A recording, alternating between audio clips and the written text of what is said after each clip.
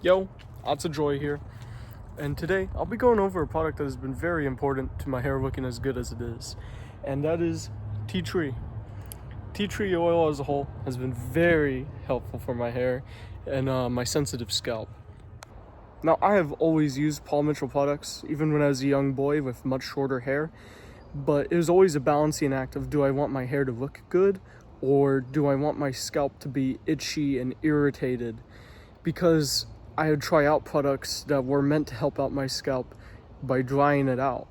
And they did work for making my scalp not itchy, but my hair would also be dried out and not look nearly as good because I have naturally oily hair.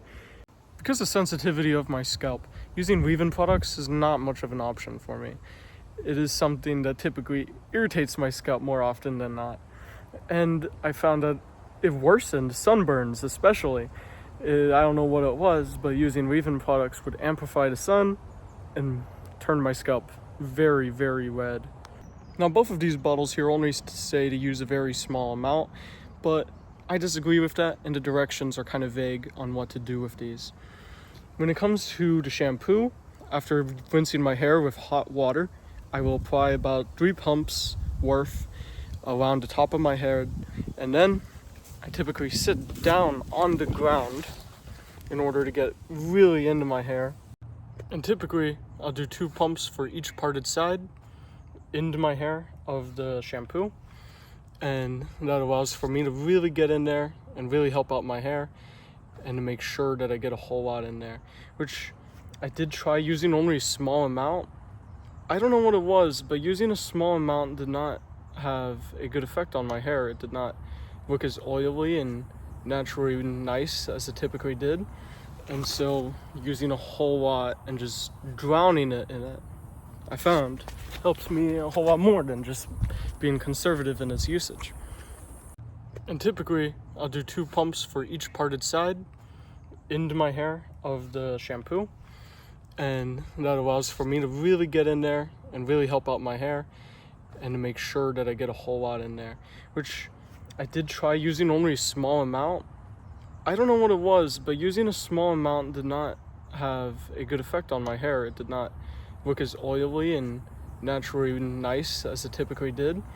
And so using a whole lot and just drowning it in it, I found helps me a whole lot more than just being conservative in its usage. When it comes to using the conditioner, I will rinse my hair with cold water for about a minute or 2, and I'm talking about very cold water, and then I'll take a step back from the shower and absolutely just dunk this stuff into my scalp.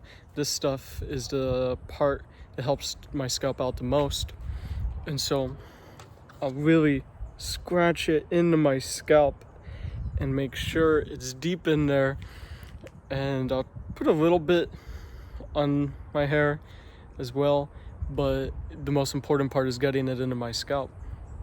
And so then I turn it to hot water and rinse it out with hot water and add a few more pumps to my hair as well by sitting on the ground again in the shower. At about $70 for both of these bottles together, it is a little expensive, but I'd say it's not too expensive and you are definitely getting for what you're paying. And I definitely say it is well worth the cost. Unlike some products that make your hair look worse and you're just using them just to say you use them, these actively do make my hair look better and definitely work for me very well. And although it advertises as for being applicable for all hair types, I don't know if that's true exactly, especially for people who find themselves to be a little sensitive to a lot of potent smells, potent effects, because these are quite potent. I'd especially say with the alcohol and citric acid concept in them, yeah, you definitely smell it. You definitely smell it a whole lot, and I can totally see that being a negative to someone who's a bit more sensitive to those kind of smells and textures and even sensations.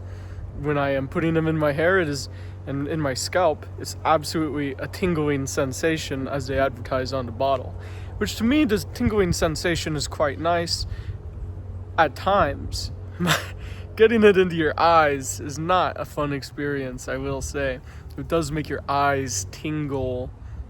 I will say though, tingling eyes is well worth the cost of having good looking hair, if you ask me. But I will say though, when it does come to this product, I do not believe it has any detangling properties whatsoever. And if anything, I find that after a shower, I do need to go through my hair and detangle it myself. Which, mind you, do detangle your hair only after your hair is damp, not when it's completely wet. Wait for it to dry out a little bit. The smell of the tea tree product is just a little much though. And so I'll put just in a little bit of philosophy, apricots and cream in this case, which it takes out a little bit of that citric acidy smell that tingles your nose and replaces it with apricot and cream or whatever you really want to use. Now, it advertises itself as for bubble baths and shampoo. I will say, great to douse in for bubble baths, but not so great as shampoo. I will say, for my mother, she tried using it as shampoo and it dried out her hair. And even when it comes to me, I use it a little too much and I will notice my hair is a little more dry than usual. And so I only use a very small amount, just as something to use as a smell rather than for shampoo properties, because the shampoo properties that it has just doesn't work for my hair type. Could work for someone else's hair type. And as it is, the smell is so strong when it comes to this, I'd say you really do not want to douse it in. Otherwise, I don't know, you might be getting a headache. I did that once. I would not recommend doing it again. My mother has used Paul Mitchell for my hair since I was a baby because she is indigenous and heard the story of Paul Mitchell, learning of the ingredient that native Hawaiians use to condition and take care of their hair. So she used Paul Mitchell for me, and I would still recommend using Paul Mitchell Original, but I've definitely found something that's worked very well for me, and I'll probably stick with it for the rest of my life. And for the rest of, even if I were to cut my hair short, I'd probably still use it. Not that I intend to cut my hair short. Yeah. But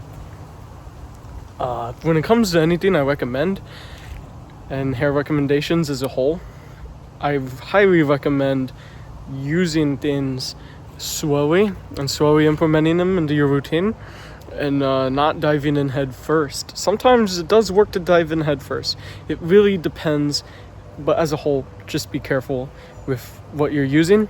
Be careful with who you take recommendations from. I will say sometimes I've taken recommendations from people I shouldn't have, but at the same time, sometimes their recommendations were great. Taking hair recommendations from people is something that it's all based on context. Just think of the full picture. Think of what works for your hair.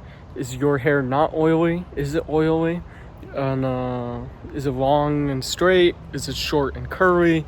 All those kinds of things, depending on what race you are, even that has a factor in how your hair is going to react to certain products. And it's something you should definitely be aware of and research on to find out what works the best for you, and find from people who have similar hair types to see what works for them.